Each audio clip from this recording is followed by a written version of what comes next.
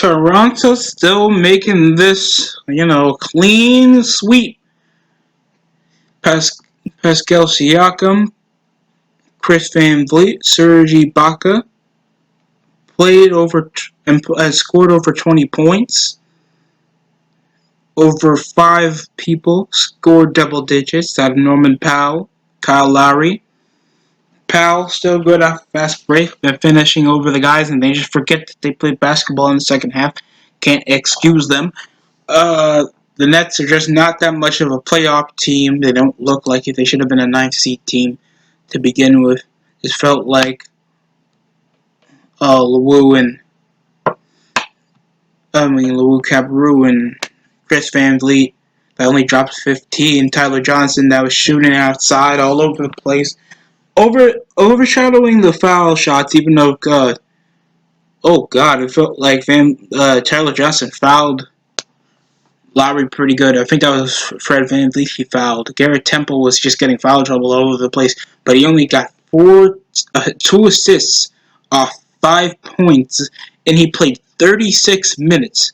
If that isn't telling you as well how bad their shots is, that only Tyler Johnson is the lead scorer on the team, it's bad. 17 rebounds off Jared Allen, acceptable. There's like no 3-point shooting. They went like 8 of 22 when I was watching in the third quarter. Plus, it was a toxic chat. It just felt like I was watching AAU basketball facing up against the D1 team. They went 31 from behind the arc. It was better than I think they went 24 last time. And this is technicality, their home court advantage. Their field goals went inconsistent as hell. It felt like they were just even missing from above the freaking foul line. It was just forceful layups all over the place.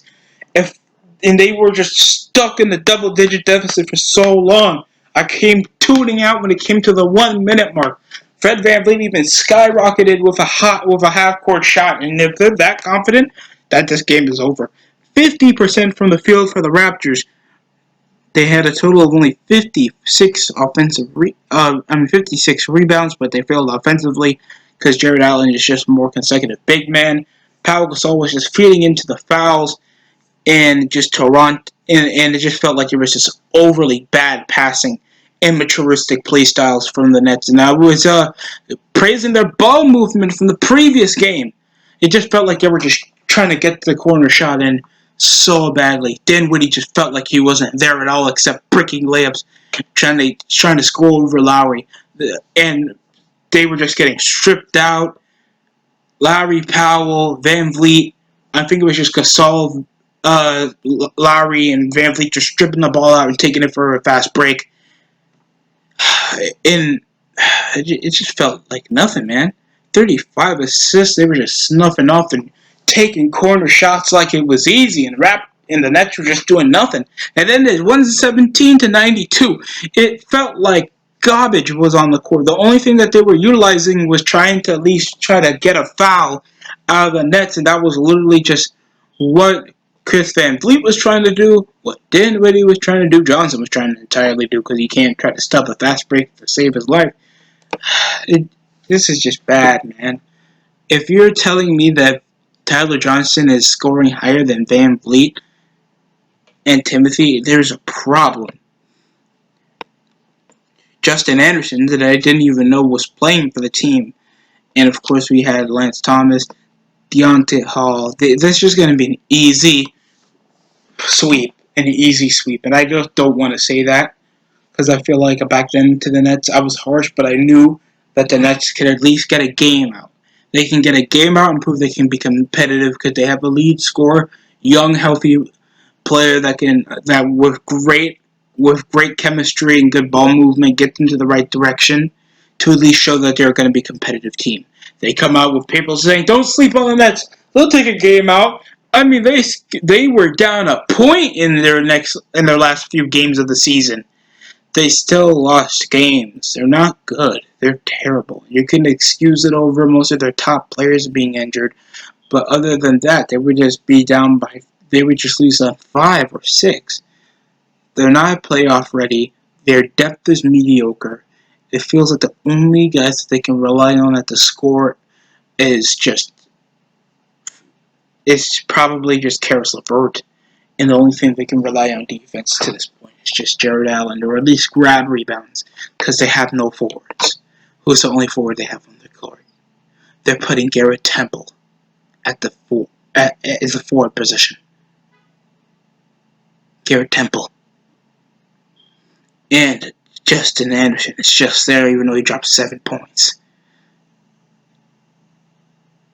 Dusan Mazda should be given more minutes than just 13. Corey gets 2. Deonta Hall, they just felt like we were just squeezing the gap. Stop trying to play like the Suns. You guys aren't good at shooting. So aren't the Suns, but at least they have premier guys that can shoot from range and be playmakers. The Nets are just playing like it's mid-season basketball, and they can just play like they think they're playing against the Hornets. You are playing against a championship conceding team with a top head coach. You guys were playing terrible and you're getting swept out. If there was a live crowd there, they would leave when there was like 2 minutes left on the court. This was a bad game. The Nets are bad. When Sunday comes, it's just good. I think they play Sunday.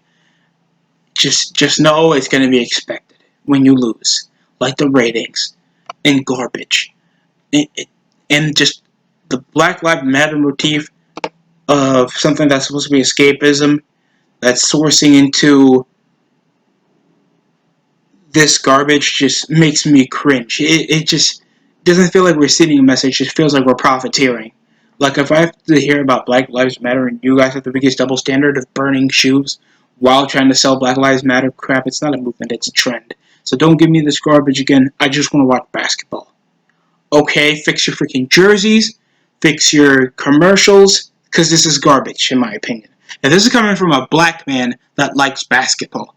I don't want to hear about this stuff when I'm watching these African American millionaire privileged dickheads shoot a basketball for 48 minutes. Nobody wants to listen to that.